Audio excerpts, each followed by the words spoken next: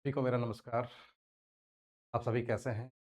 करता हूँ आप सभी स्वस्थ होंगे, धन में व्यस्त होंगे, अच्छे से अपनी तैयारी में जुटे हुए होंगे, ऐसी मैं आशा करता हूँ। आपके अपने यूट्यूब चैनल पैक्स एकेडमी, तो स्वागत है आपका है। और हमने ज्योग्राफी के क्लास 12th के एसआर के मॉडल पेपर को सोल्व किया था और उसी को हम आगे जो है पढ़ रहे हैं, सोल्व कर रहे हैं। सेक्शन बी सोल्व करने का प्रयास करेंगे। देखते हैं।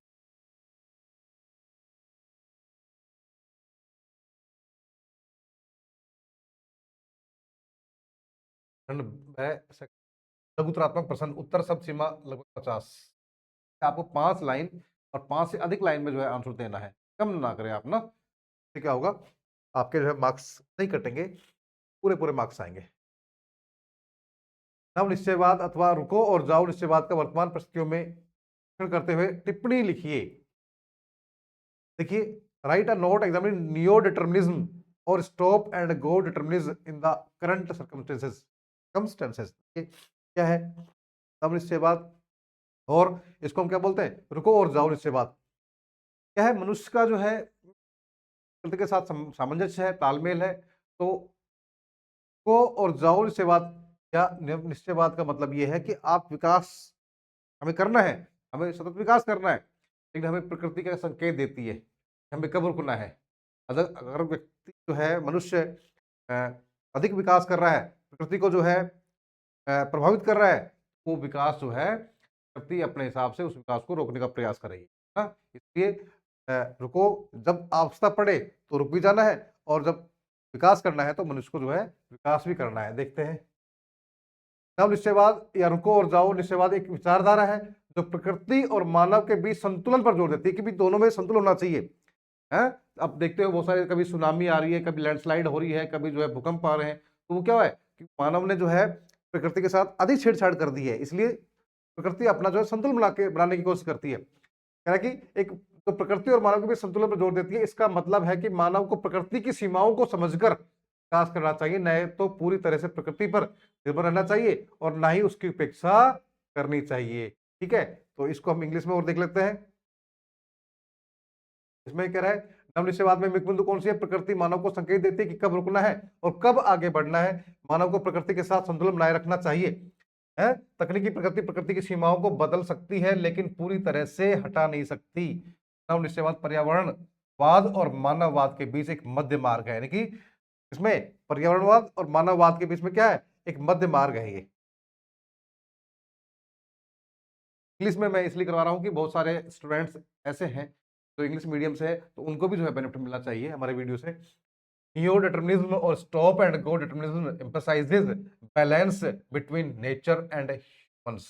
क्या है, न्यू डिटर्मिनिज्म क्या है, स्टॉप रुकना, एंड गो डिटर्मिनिज्म नव निश्चयवाद है और चलना।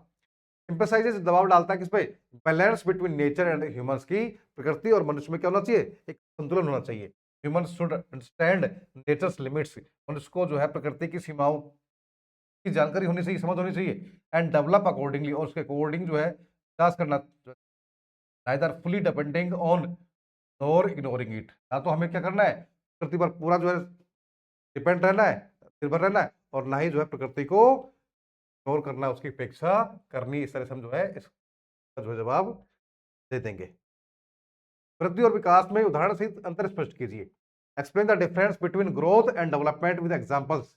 वृद्धि और विकास क्या है, वृद्धि तो क्या है, एक मात्रात्मक होता है, जैसे जनसंख्या में वृद्धि हो रही है, किसी क्रॉप प्रोडक्शन में क्या हो रहा है, वृद्धि हो रही है, यानी कि आपका ग्रोथ हो रही है। और डेवलपमेंट क्या है, डेवलपमेंट एक सतत प्रक्रिया है, और वो स्थायी प्रक्रिया है।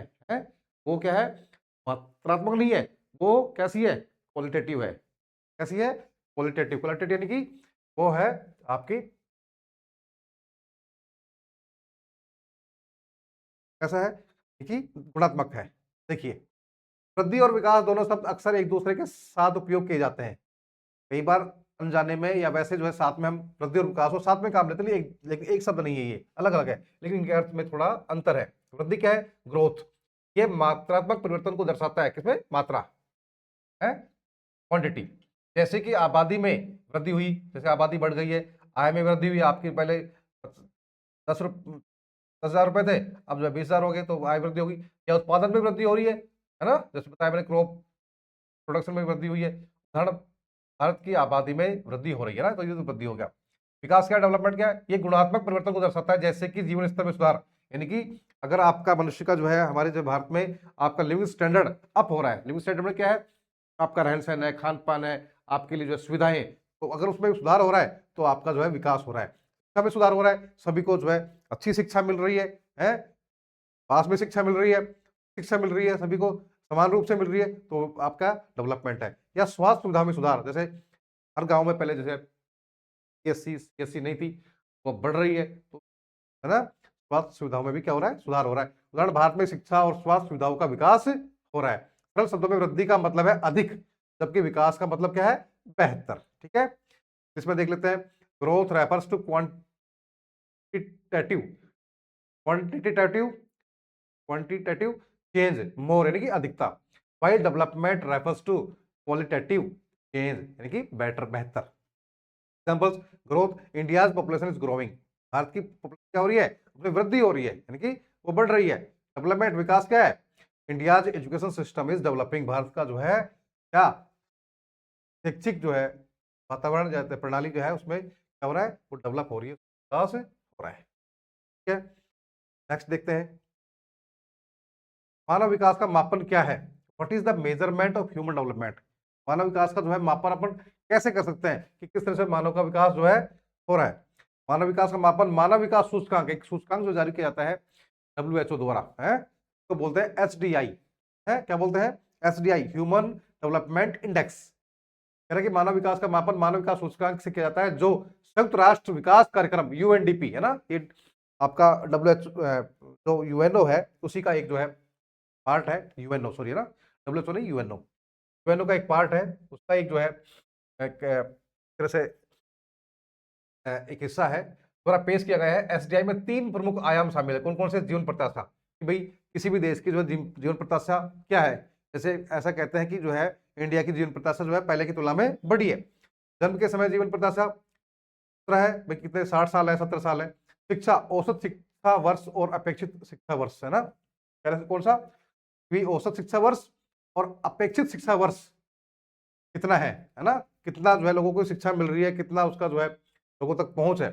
जीवन स्तर, प्रति व्यक्ति सकल राष्ट्रीय आय, ग्रॉस नेशनल इनकम कितनी है लोगों की। इन 3 पैमानों से, है ना, 3 आयामों से हम जो है मानव विकास को जो है मापते हैं। एसडीआई का मान 0 से 1 के बीच होता है। ये देखो सुना था आपका ऑब्जेक्ट टाइप की अधिकतम कितना होता है, 1 होता है, और मिनिमम 0, जहां 1 उच्चतम मानव विकास को दर्शाता है। ठीक है, तो देख लेते हैं, human development is measured by the human development index SDI, considering life expectancy, कि भी उसका जो है कितना जीवन जो है, जीवन प्रत्याशा कितनी रहेगी, एजुकेशन शिक्षा कितनी रहेगी, और GNI पर कैपिटा, कि प्रति व्यक्ति जो है ग्रोस नेशनल इनकम जो है कितनी होगी। SDI ranges from 0 to 1 with 1 being highest है। SDI का सबसे जो बड़ा पैमाना क्या है, वो क्या है, 1 है। ठीक है, ये हमारा जो है इस तरह से हम कर देंगे इसको। पतन अंतरराष्ट्रीय व्यापार के प्रवेश द्वार है, स्पष्ट कीजिए। पतन क्या आप जानते ही हो, बंदरगाह, और इंग्लिश में अपन उसको क्या बोल सकते हैं, बोलेंगे पोर्ट्स, क्या बोलेंगे, पोर्ट्स, हार्बर, हार्बर बोल सकते हैं उसको, पोर्ट्स है, हार्बर है। तो कह रहे कि ये अंतरराष्ट्रीय व्यापार के प्रवेश द्वार कैसे हैं। प्रवेश द्वार इसलिए है क्योंकि विदेशों से जो व्यापार होता है समुद्र के जरिए, वो जो है पतन के माध्यम से ही होता है। क्योंकि पतन अगर हमारे पास है, समुद्री मार्ग हमारे लिए आसान हो जाएगा, वहाँ पर शिप ठहरेंगे भी, वहाँ पे लोडिंग अनलोडिंग होगा सामान का, और हम जो है सामान को ला और ले जा सकते हैं वहां से। तो इसलिए क्या है, पतन अंतरराष्ट्रीय व्यापार के क्या है, प्रवेश द्वार है। Ports are the gateway to international trade, explain. तो पतन या बंदरगाह अंतरराष्ट्रीय व्यापार के प्रवेश द्वार होते हैं क्योंकि वे समुद्री मार्गों के माध्यम से अन्य देशों के साथ व्यापार करने के लिए महत्वपूर्ण कड़ी प्रदान करते हैं। पतन आयात और निर्यात गतिविधियों के केंद्र होते हैं। किसका सामान आ रहा है और जा रहा है, उसका केंद्र होता है, जहां माल की लहरी भंडारण और आगे की ढुलाई होती है, यानी माल वहां पर रोकना है, वहां पर भेजना है, ढुलाई करनी है। वे जहाजों की सुविधाएं प्रदान करते हैं, जैसे कि जहाजों की मरम्मत है, ईंधन भरना है और सामान लाना ले जाना, ये सब इसमें शामिल होते हैं। पतन अंतर्राष्ट्रीय व्यापार के लिए आवश्यक दस्तावेज और कस्टम प्रक्रिया को संभालते हैं। ये सारी बातें जो है आवश्यक है। पतन इसकी जो है हमारे लिए क्या है, दरगाह व्यापार के प्रवेश द्वार होते हैं। सरल शब्दों में पतन देश के लिए एक दरवाजा है जहां से सामान क्या होता है, बाहर जाता है और आता है। जिस प्रकार से दुकान होती है ना, दुकान में दरवाजा होता है, सामान उसमें से लाते हैं और जाते हैं, वैसे ही जो है किसी देश का क्या है, दरवाजा है वो। ठीक है, तो हम इसको कर देंगे इंग्लिश में, देख लीजिए। Ports are gateways for international trade, अंतरराष्ट्रीय व्यापार के लिए क्या होते हैं, दरवाजे होते हैं। सर्विंग एज, क्या सेवा देते हैं वो, hubs for import export activities, वो हब्स होते हैं इसलिए आयात और निर्यात गतिविधियों के लिए। Interfaces between sea and land transport, और वो समुद्र और इसके स्थल मार्ग का जो है क्या होता है, एक जो है माध्यम होता है, एक उनका जो है बीच का मार्ग होता है, एक तरह से बीच का जोड़ने वाला होता है। Providers of ship services, repair, fuel, cargo handling, और बंदरगाह पर क्या मिलता है, हम जो है जहाज़ों को रिपेयर भी करते हैं, उनमें फ्यूल तेल डालना हो, कार्गो हार्डिंग हैंडलिंग करना, उनका ठीक करना, सारा समझी जाती है, तो रुकना हो। Facilitators of customs and documentation, और वहां पर जो है जहाज आ रहे हैं जा रहे हैं उनकी पूरी प्रक्रिया, पूरा डॉक्यूमेंटेशन कि कितना माल आ रहा है, कितना जा रहा है, क्या ड्यूटी है उस पर, कितना कस्टम लग रहा है, सारी चीजें हम वहां पर कर लेते हैं। Ports connect countries globally, ports क्या करते हैं, मतलब क्या करते हैं कि जो है कंट्रीज जो है ग्लोबली जो है क्या कर रहे हैं, जोड़ रहे हैं। ठीक है, ये हमारा हो जाएगा। नेक्स्ट देख लेते हैं। भारतीय कृषि के अनियमित मानसून पर निर्भरता के बदलते प्रारूप का परीक्षण कीजिए। Examine the changing pattern of Indian agriculture dependence on erratic monsoon. Erratic कैसा है भाई, अनियमित मानसून। आपको पता है जो है भारत की कृषि कैसी है, एक है मानसून पर डिपेंड कृषि है ना, एग्रीकल्चर कैसी है, depend on monsoon, monsoon rain, क्योंकि मानसून की जो सिंचाई के साधन हमारे पास नहीं है, नदियां नहीं है, नदियां में है तो वो सूख जाती है, समुद्र का पानी जो खारा है, और जो है और कोई ऐसे रिसोर्सेस नहीं है, तो भारत की कृषि क्या है, डिपेंड ऑन रेन, और वो भी कौन सी, मानसून रेन। कह रहा कि भारतीय कृषि की अनियमितता मानसून पर निर्भरता के बदलते क्या बदलाव हो रहा है मानसून में और उसके क्या प्रभाव पड़ रहे हैं, उसके बारे में देखते हैं। भारत की मानसून, भारत की कृषि मानसून में बहुत अधिक निर्भर है और मानसून के पैटर्न में बदलाव से कृषि पर बड़ा प्रभाव पड़ रहा है। मानसून की अनियमितता से फसल की उत्पादकता और खाद्य सुरक्षा पर असर पड़ता है। क्या कह रहा है भाई, जो मानसून का पैटर्न है बदल रहा है, कभी मानसून लेट आ रही है, कभी पहले आ जाती है, बीच में कई बार गैप हो जाता है मानसून में कि 10 दिन तो बहुत अच्छी वर्षा होगी, फिर 15 दिन कोई वर्षा नहीं है, तो उसका पैटर्न क्या हो रहा है, चेंज हो रहा है। वो ग्लोबल वार्मिंग है, बहुत सारे कारण है कि मानसून की अनियमितता से फसल की उत्पादकता और खाद्य सुरक्षा पर क्या पड़ता है, असर पड़ता है, क्योंकि जो है सही से फसल नहीं हो पाती है। मानसून के पैटर्न के प्रभाव क्या है, अनियमित वर्षा हो रही है, मानसून की अनियमितता से फसल की बुवाई और कटाई के समय पर असर पड़ता है। अगर समय पर मानसून नहीं आती है तो, या फिर फसल पकने के समय जो मानसून जो है देर से, मतलब एक तरह से डिस्टर्ब करती है, तो जो है उसकी फसल पर प्रभाव पड़ता है। सूखा और बाढ़, मानसून की अनियमितता से सूखा और बाढ़ की स्थिति बनती है जिससे फसल का नुकसान होता है। तापमान में वृद्धि भी हो रही है, तापमान में वृद्धि से फसल की उत्पादकता पर असर पड़ता है, विशेष रूप से गेहूं और चावल की जैसी फसलों पर। पानी की कमी हो जाती है, मानसून की अनियमितता से पानी की कमी होती है जिससे सिंचाई पर असर पड़ता है। कुल के उपाय से कौन से उपाय हो सकते हैं, तकनीक में सुधार किया जाए, सिंचाई व्यवस्था में सुधार किया जाए, फसल विविधीकरण किया जाए, कृषि बीमा किया जाए, जो है देख लो। Indian agriculture heavily depends on monsoon rains, करके भारतीय कृषि बहुत अधिक जो है मानसून पर डिपेंड करती है। Changes in monsoon pattern impact crop productivity and food security. जो मानसून का बदलाव हो रहा है पैटर्न में, वो क्या कर रहा है, प्रभावित कर रहा है क्रॉप प्रोडक्टिविटी, यानी कि यहाँ की जो खेती की उत्पादकता पर, और फूड सिक्योरिटी, यहाँ की फसल जो है सुरक्षा पर जो है प्रभाव पड़ रहा है। इसके इम्पैक्ट क्या है, erratic rainfall affects showing and harvesting. जो अनियमित मानसून है क्या कर रहा है, वो बुवाई और कटाई पर जो है, फसल की कटाई पर जो है प्रभाव डाल रहा है।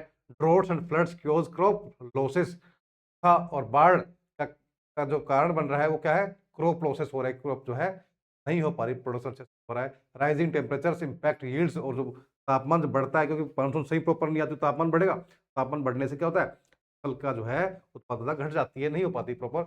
वाटर स्केर्सिटी अफेक्ट्स इरिगेशन, और जो पानी की कमी होती है उससे सिंचाई करने में जो है क्या होती है, समस्या का सामना करना पड़ता है। ये हम जो है अडेप्टेशन काम में इम्प्रूव एग्रीकल्चर टेक, एग्रीकल्चर के ऐसे बीज तैयार करें जो कम वर्षा पर डिपेंड हो, कम पानी चाहिए उनको, या फिर वो मानसून अनियमित हो तो वो झेल सके उस मौसम को।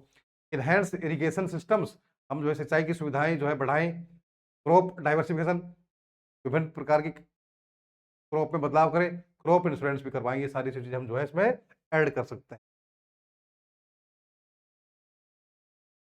तो 9, संभावित जल समस्या समाधान हेतु आप जल संरक्षण और प्रबंधन के लिए किन उपायों को लागू करना चाहेंगे, स्पष्ट कीजिए। Explain what measures you would like to implement for water conservation and management to solve the emerging water problems. Water problems है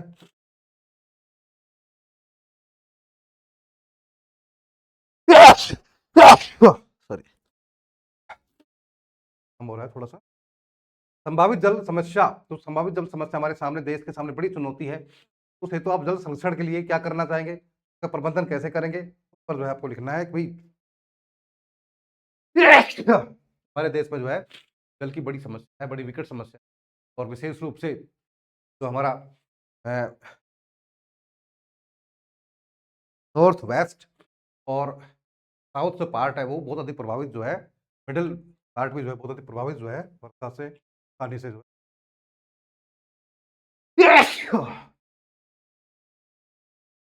देखिए, जल संरक्षण और प्रबंधन के लिए कुछ प्रभावी उपाय ये हो सकते हैं। वर्षा का जल आप संचय करें, जो बारिश का पानी आ रहा है उसको हम जो है टाके बनाए, या फिर जो है हार्वेस्टिंग करके जो है पानी को जो है नीचे ऐसा सिस्टम बनाए जो पानी जो है वेस्ट ना हो, बहे नहीं। बारिश के पानी को इकट्ठा करने के लिए घरों और सार्वजनिक स्थानों पर रेन वाटर हार्वेस्टिंग सिस्टम लगाना चाहिए। जल संरक्षण, इस्तेमाल किए गए पानी को ट्रीट करके पुनः उपयोग में लाना, जैसे बागवानी या फ्लशिंग टॉयलेट्स में, हमारे सोसाइटीज में काम में लेते हैं। पानी जो है वेस्ट होता है उसको बागवानी में और फ्लशिंग में जो है ना टॉयलेट्स में काम में लेते हैं। जल संचयन टैंक, घरों और उद्योग में जल संचयन टैंक बनाना ताकि सूखे के समय पानी की कमी ना हो। सभी घरों में जो टैंक की व्यवस्था हो कि बारिश का पानी उसमें स्टोर हो जाए, उस पर रुक जाए, और जब बरसात नहीं हो तो उस पानी को काम में ले लें। जल संवेदनशीलता, पानी की बर्बादी रोकने के लिए लैप्सिंग टप और शॉवर हेड्स का उपयोग करना है, जैसे अपन खेती में करते हैं स्प्रिंकलर सिस्टम है, स्प्रिंकलर काम में लेते हैं ना फव्वारे, ऐसे ही जो है हम बाथरूम में भी जो है इस तरह के टैप लगवाएं, जैसे कि पानी जो है कम से जो है कम यूज हो। जल शिक्षा, लोगों को जल संरक्षण के महत्व के बारे में जागरूक करना और जल बचाने के तरीकों के बारे में शिक्षित करना कि भाई हम कैसे जो है पानी का जो है उपयोग कम कर सकते हैं, उसका जो है कैसे बचा सकते हैं, वेस्टिंग ना करें। जल प्रबंधन नीतियां, सरकार और समुदाय द्वारा जल प्रबंधन की नीतियों को लागू करना और उनका पालन करना, ये जो है शामिल हो सकता है। जल संचयन संरचनाएं, नदियों, तालाबों और झीलों का संरक्षण और पुनरुद्धार करना, ठीक है।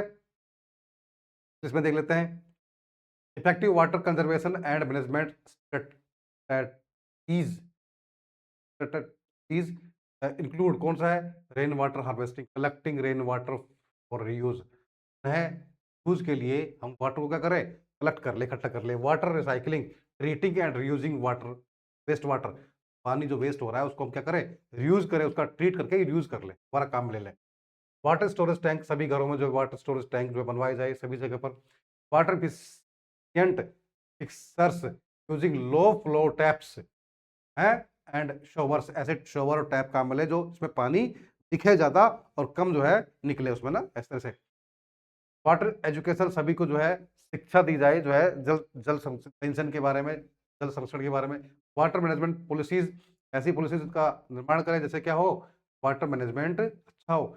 Water body restoration, protecting and restoring rivers, lakes and ponds, ऐसा तरह से जो है क्या करें, जो हमारी नदियां हैं, हमारे तालाब है ना, उनका जो है क्या करें हम अच्छे से जो है प्रोटेक्ट करें, सुरक्षा करें, जैसे उसका गलत इस्तेमाल जो है लोग ना करें। चलिए नेक्स्ट हैं 10वां, भारत में परिवहन के अंतर्गत पाइपलाइन के वर्तमान महत्व का उदाहरण सहित परीक्षण कीजिए। देखिए pipeline, examine the current importance of pipelines in transportation in India with examples. Bharat में जो है पाइपलाइन का वर्तमान में क्या महत्व है। देखिए पाइपलाइन बहुत ही महत्वपूर्ण है आज के समय में, जो है हम पाइपलाइन के माध्यम से तेल जो है एक स्टेट से, एक छोर से दूसरे छोर तक पहुंचा रहे हैं, और हमारी लागत जो है बहुत कम आ रही है ना। भारत में पाइपलाइन परिवहन का महत्व तेजी से बढ़ रहा है, खासकर तेल और गैस के परिवहन में। पाइपलाइनें सुरक्षित, किफायती और पर्यावरण अनुकूल होती है, इसमें किसी प्रकार का जो है पर्यावरण दूषण नहीं हो पा रहा है, तो उन्हें ऊर्जा संसाधनों के परिवहन के लिए एक आदर्श विकल्प बनाती है। देखिए पाइपलाइन के प्रमुख लाभ कौन से हैं, सुरक्षित परिवहन हो रहा है, किफायती है, पर्यावरण अनुकूल है, बड़ी मात्रा में परिवहन है।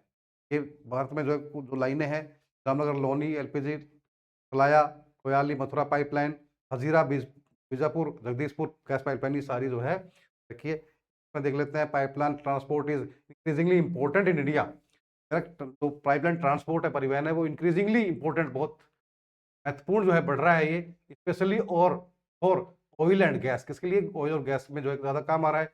Pipelines are safe, cost effective and eco friendly. कैसी है? सुरक्षित है, कॉस्ट इफेक्टिव है एंड इको फ्रेंडली है। ठीक है, प्रकृति से जो है ज्यादा इसमें पोल्यूशन नहीं हो रहा है। की बेनिफिट कौन से? सेफ ट्रांसपोर्ट आ रहा है, रिड्यूसिंग एक्सीडेंट हो रहे हैं। जैसे हम मान लो एक तो टैंक में लेकर आए, ट्रक में जो है टैंक लगा के जो है तेल, कच्चा तेल लेकर आए, उसमें संभावना बढ़ जाती है एक्सीडेंट की, और अगर एक्सीडेंट होता है तो बहुत जनहानि और जो बहुत सारे जो नुकसान जो है हो जाते हैं। इसमें जो है किसी प्रकार कोई नुकसान नहीं है, कोई जनहानि नहीं है, कोई एक्सीडेंट की संभावना कम हो जाती है। Cost effective compare to road, rail और रोड की तुलना में जो है कीमत जो है इसकी, जो हम बात करें कॉस्ट की, तो वो भी खर्चा भी कम लगता है। इन्वायरमेंटली फ्रेंडली और प्राकृतिक रूप से क्या है, ठीक है ये। Underground with less pollution, come pollution है नीचे। कभी कभी जो है क्या पाइपलाइन लीकेज होती है तो उसको ठीक कर दिया जाता है, उसका ज़्यादा प्रभाव नहीं पड़ता। Transport large quantities of oil gas, और इससे बड़ी मात्रा में हम जो गैस और ऑयल को ट्रांसपोर्ट कर सकते हैं। मेजर पाइपलाइन कौन सी है? वही है जामनगर लोनी है ना, ये आपके काम नहीं पूछा आपसे। नेक्स्ट देख लीजिए, नमामि गंगे कार्यक्रम की अवस्था पर संक्षिप्त टिप्पणी लिखिए। Right a short note on the need for Namami Gange. नाम देखिए, भारत के प्रधानमंत्री श्री नरेंद्र मोदी द्वारा जो है 14 में नमामि गंगे जो है प्रोजेक्ट जो है लॉन्च किया गया था। उसका उद्देश्य क्या था? तो उसका उद्देश्य था कि हमारी जो गंगा नदी प्रदूषित हो रही है, पोल्यूट हो रही है, तो स्वच्छ करना, साफ करना और उसके पानी को है उपयोग करना। तो उसी को जो है हमें नमामि गंगे कार्यक्रम भारत सरकार की एक महत्वाकांक्षी पहल है, जिसका उद्देश्य गंगा नदी और उसकी सहायक नदियों को क्या करना है? स्वच्छ, प्रदूषण मुक्त बनाना है। इस कार्यक्रम की शुरुआत 2014 में हुई थी, जिसमें 20,000 करोड़ रुपए के बजट के साथ शुरू किया गया था। इसे बाद में बढ़ाकर 42,500 करोड़ रुपए कर दिया गया था। कार्यक्रम का उद्देश्य क्या? गंगा नदी के प्रदूषण को कम करना, नदी के जल की गुणवत्ता में सुधार करना, नदी के आसपास के क्षेत्रों में बायोडाइवर्सिटी को बढ़ावा देने की, वहां पर जीव जंतु बढ़े। ऐसी जो है बायोडाइवर्सिटी क्या है, वहां पर जो है आसपास जो है किनारों पर जहाँ भी स्पेस खाली है वहां पर जो है जीव जंतु बढ़े। लोगों को जागरूक करना और उन्हें गंगा नदी के संरक्षण में शामिल करना। इस तरह से गंगा नदी जो है भारत की जो है पवित्र नदी मानी जाती है। कार्यक्रम जो है, ये जो कार्यक्रम जो उपलब्धियां हो रही है, इस सीवेज ट्रीटमेंट प्लांट जो लगाए हैं, 3 साल परियोजना पूरी की गई है, इसमें इतना रुपए लग गया है। ये सारी बातें जो है हो जाएगी। इंग्लिश में देख लेते हैं।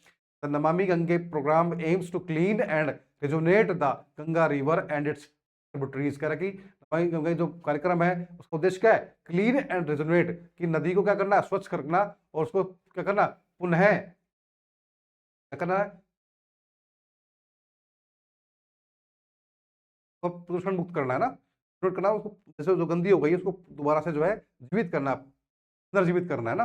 Ganga river and its tributaries, Ganga नदी और उसकी सहायक नदियों को launched in 2014 with a 20,000 crore budget, later increase to 42,500। कह रहे कि शुरुआत में जो है इसकी 14 में शुरुआत हुई और 20,000 करोड़ से इसकी शुरुआत जो है बजट रखा गया, लेकिन बाद में बजट को बढ़ा के 42,500 रुपए कर दिया। इसके जो है ऑब्जेक्टिव क्या, उद्देश्य क्या है? रिड्यूस पोल्यूशन, पोल्यूशन कम करना है नदी में। इम्प्रूव वाटर क्वालिटी, इसकी जो पानी की जो क्वालिटी है उसको जो है इम्प्रूव करना है, ठीक करना है। इनहेंस बायोडाइवर्सिटी, और जो बायोडाइवर्सिटी है, जीव है वहां पर उसको बढ़ावा देना है। एज कम्युनिटीज इन कंजर्वेशन, और जो है इस संरक्षण में जो समुदाय है उसकी भागीदारी बढ़ानी है। अचीवमेंट सारे हो ही जाएंगे। इस तरह से जो हमने ये 10% जो है 11% कर लिए हैं। तो उम्मीद है कि आपको काफ़ी हेल्प मिलेगी। आपके जो भी फ्रेंड है, जो भी आपके साथी है, जो आपके कोई पेरेंट्स अगर ये वीडियो देख रहा है, तो अपने बच्चों को जो है मैं चाहूँगा कि भेजे, उनको थोड़ा मोटिवेट करें। मैं ये नहीं कहूँगा पूरा दिन आप मोबाइल में उनको व्यस्त रखें, नहीं, थोड़ा बहुत टाइम तो किताबों से पढ़ने के बाद में थोड़ा समय मिलता है, उस समय उनको जो है दे, जिससे कि काफ़ी बेनिफिट्स मुझे उम्मीद है कि होगी। साथ में जो टीचर्स अगर मेरे साथी जो है टीचर्स अगर मेरी वीडियो तक पहुँच रहे हैं, तो मैं उनको नंबर मेरी रिक्वेस्ट है, तो भी आप स्कूल के आपके जो भी ग्रुप है, जो भी आपके स्टूडेंट्स हैं, बच्चों तक ये पहुँचाएँ, उनको थोड़ा मोटिवेट करें कि भई आपको जो है एग्ज़ाम में इन वीडियो से हेल्प मिल सकती है। धन्यवाद।